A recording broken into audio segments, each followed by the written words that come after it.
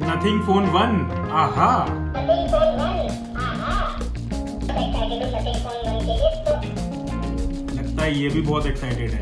लगता है ये भी बहुत एक्साइटेड है। यहाँ पर मैं आपको अपनी एक बड़ी ही ऑनेस्ट सी फीडबैक शेयर कर देना चाहता हूँ। वो ये है, तो जी आ गया अपना नथिंग फोन और फ्लिपकार्ट वाले भैया जी ने डिलीवर किया है। अब इसका बॉक्स खोलते हैं और देखते हैं कि पहला अपीयरेंस, पहला लुक कैसा है इसका।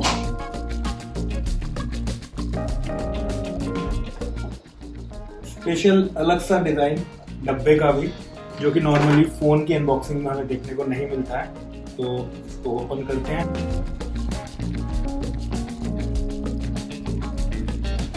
ये है हमारा नथिंग फोन और ये है इसकी सिम इजेक्टर टूल और केबल। इसको भी देखते हैं।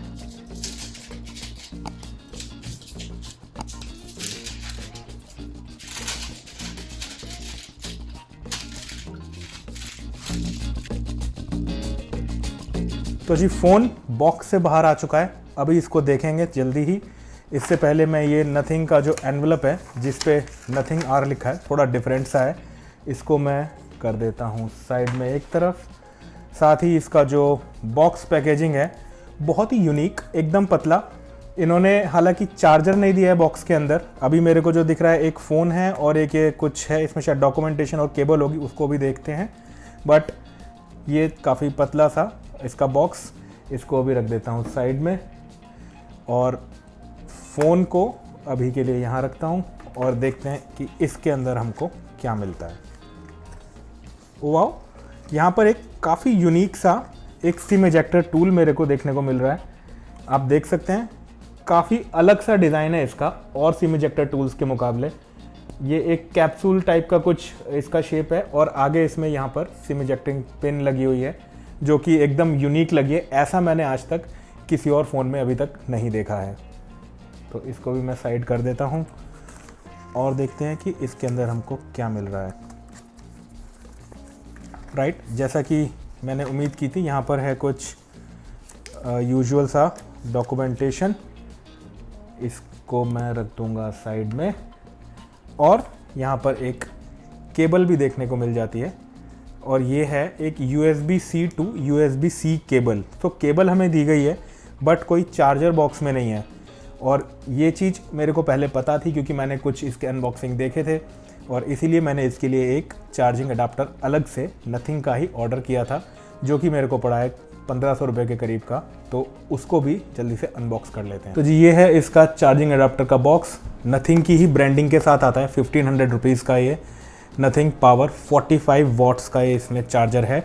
लेकिन जहाँ तक मेरे को पता चला है फ़ोन की जो मैक्सिमम चार्जिंग स्पीड है वायर्ड चार्जिंग की, वो शायद 33 वॉट्स के आसपास है। वो भी मैं चेक करूँगा और आपको उसके बारे में बता दूंगा।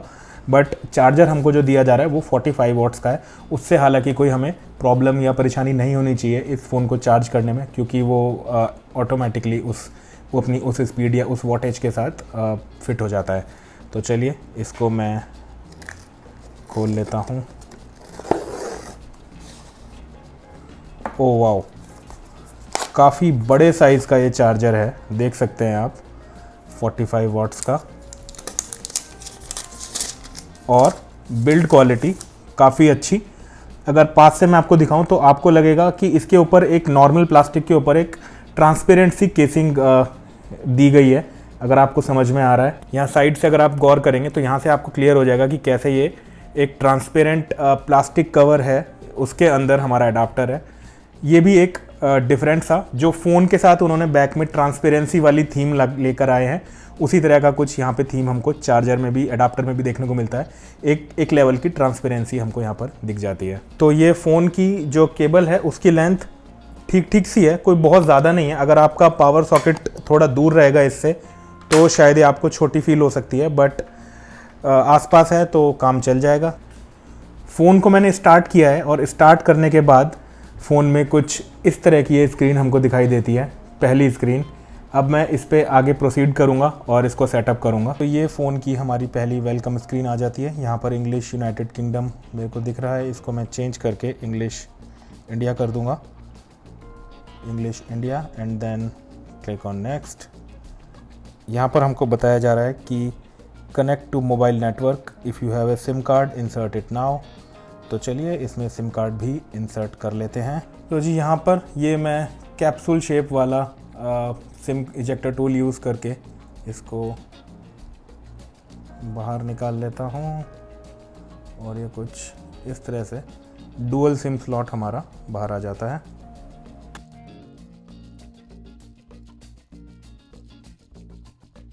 Getting your phone ready, this में टेक ए फ्यू मिनट्स।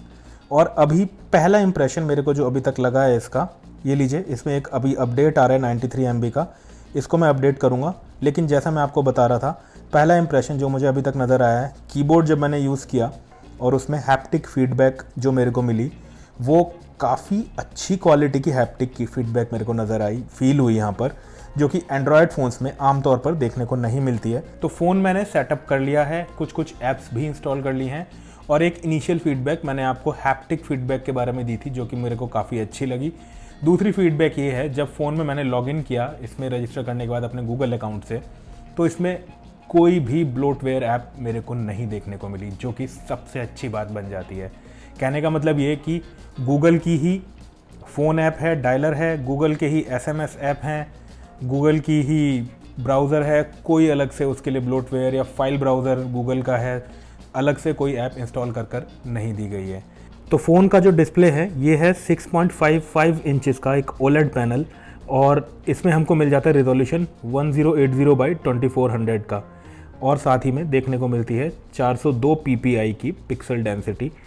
इसकी ब्राइटनेस मेरे को काफ़ी ठीक लगी, आप देख सकते हैं ब्राइटनेस का लेवल मिनिमम से मैक्सिमम तक कुछ इस तरह का है।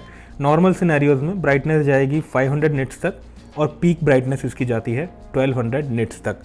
तो धूप में ऐसी कोई दिक्कत इस फ़ोन में होनी नहीं चाहिए। बाकी जब इसका डिटेल्ड रिव्यू करेंगे तो धूप में भी इसको लेके निकलेंगे, सनलाइट में भी देखेंगे किस तरह की ब्राइटनेस लेवल्स हमको देखने को और यूज़ करने को मिलते हैं। और एक खास बात, इस फ़ोन के अंदर हमको मिल रहा है 120 हर्ट्ज़ का refresh rate. Adaptive refresh rate नहीं है ये, बेसिकली 60 हर्ट्ज़ से 120 हर्ट्ज़ के बीच में रहता है, या तो 60 रहता है या 120 रहता है, उसके बीच में नहीं रहता। So depending on the situation या आप किस तरह से स्क्रीन को, फ़ोन को यूज़ कर रहे हैं, तो उसी हिसाब से ये इसको थोड़ा सा अडाप्ट करता है बिटवीन 60 एंड 120 हर्ट्ज़। तो ओवरऑल स्क्रॉलिंग इसमें लग रही है काफ़ी smooth because of this 120 hertz screen refresh rate, which is also a good thing.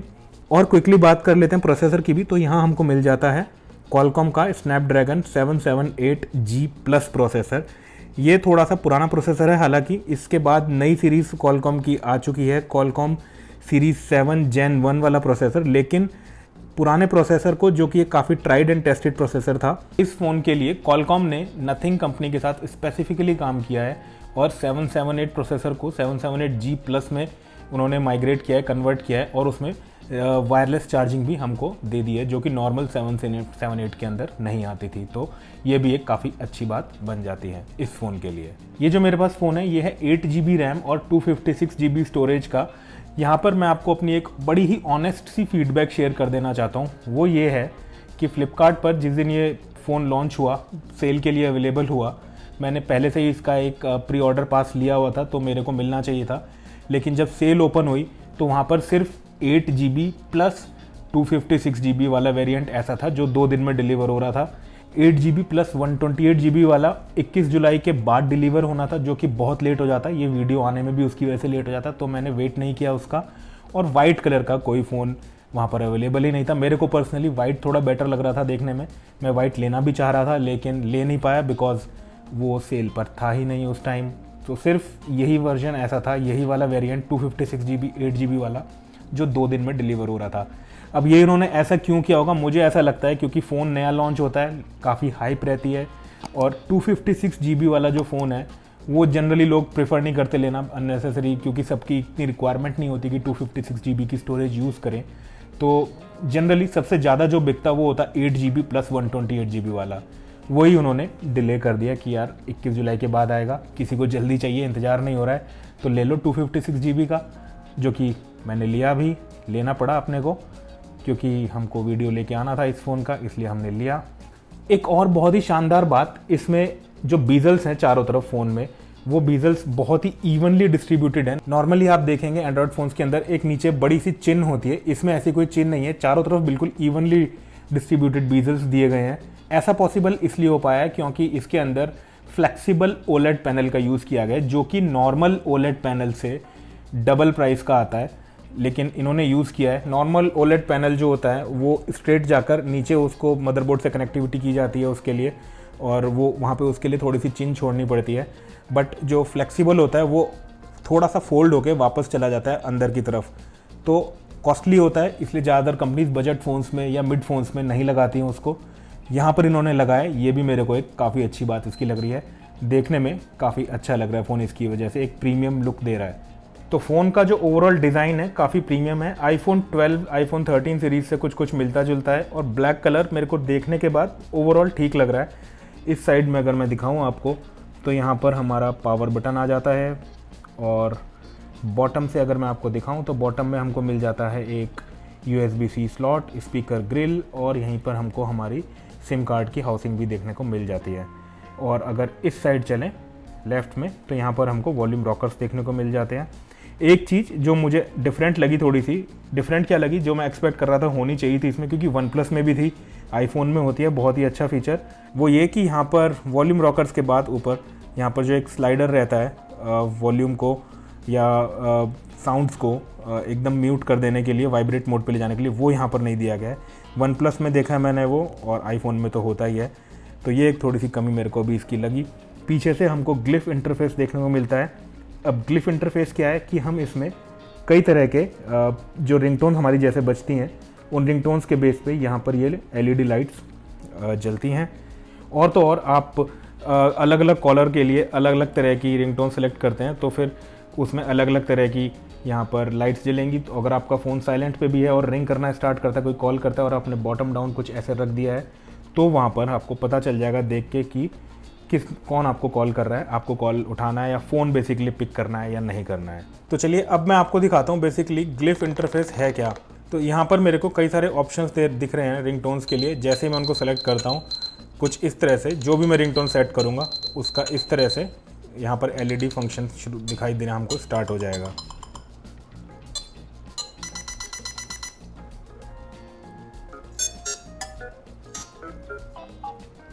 तो चलिए अब बात करते हैं इसके चार्जिंग इंटरफेस की, जो कि ग्लिफ के अंदर हमको देखने को मिलता है।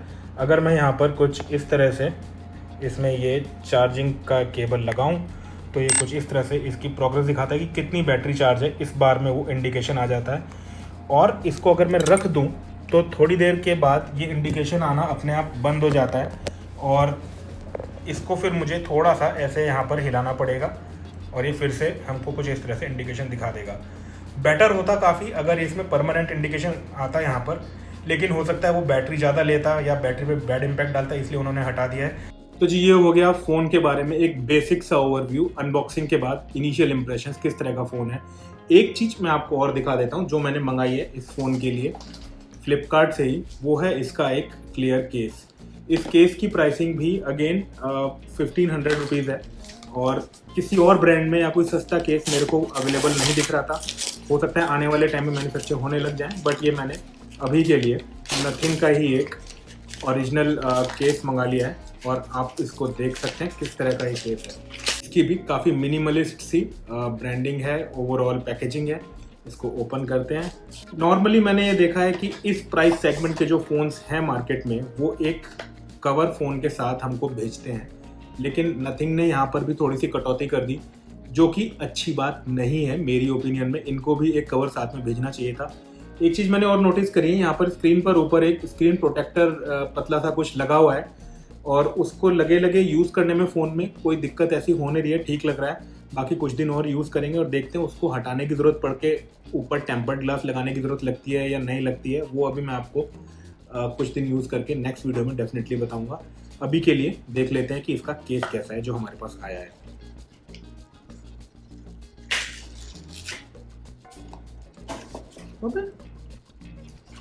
केस तो है ही नहीं इसमें यहाँ।